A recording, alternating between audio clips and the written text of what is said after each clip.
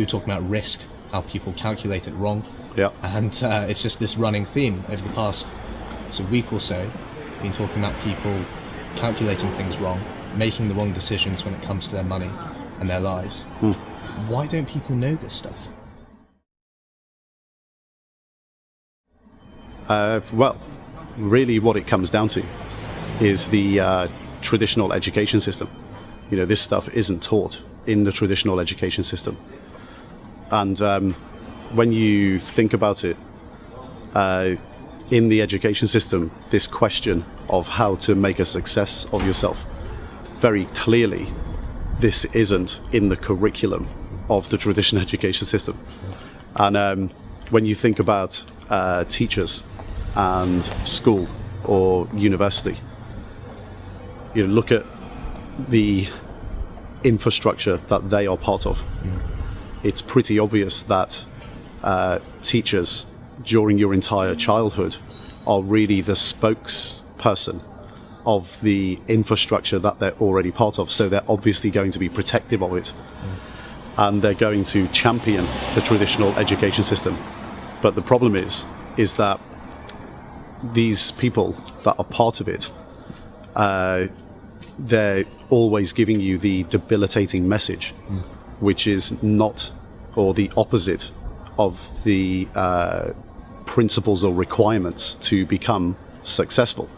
So you have to look at it objectively, and it's very obvious that teachers themselves in the traditional education system have a conflict of interest with potentially your own objectives if you want to actually get freedom and success. It's not part of the curriculum, and the teachers are not going to teach you it because it's not part of the curriculum, and they're protective of their own infrastructure. Now, the ultimate example of this, I guess, is your parents. So your parents have always been part of the infrastructure. They came through the traditional education system, and your parents are protective of you. And because they're protective of you, they're going to try and ensure that you do the right thing, or what they think is the right thing.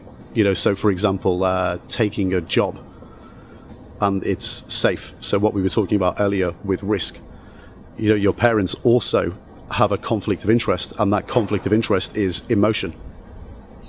And with them being protective of you, that's driven by emotion. And additionally to this, so imagine you go to get a new job, or you go and get a business set up for yourself, a business infrastructure, or even a business deal.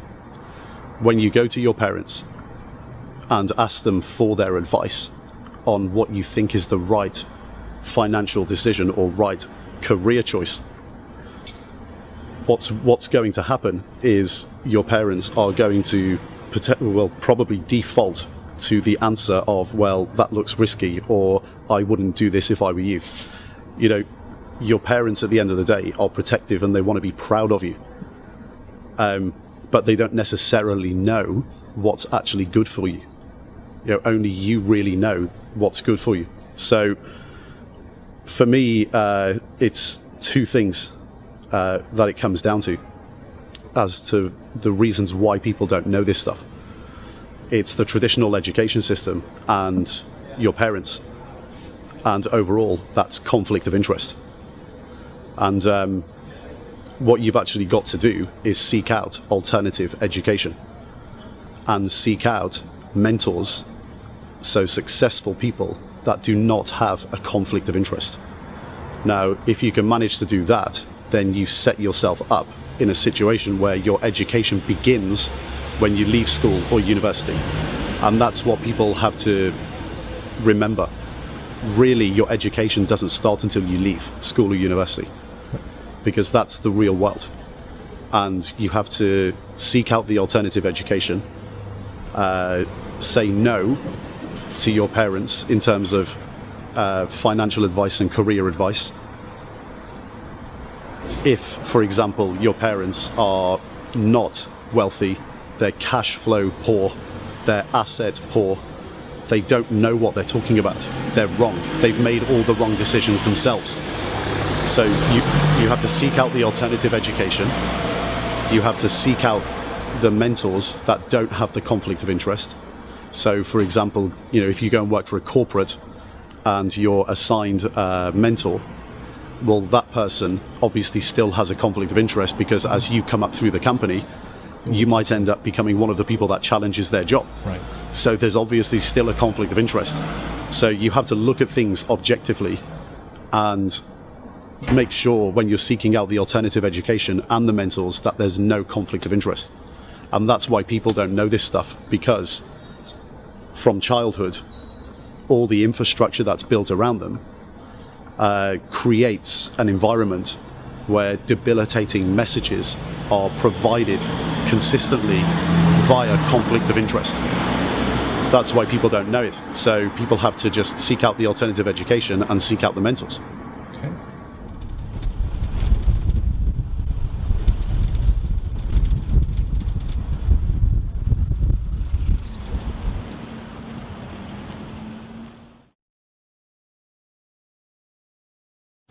Okay, so I just felt like we had to capture this. Like, I just wanted you to get this so I could show you something. You know what we were talking about with the traditional education system?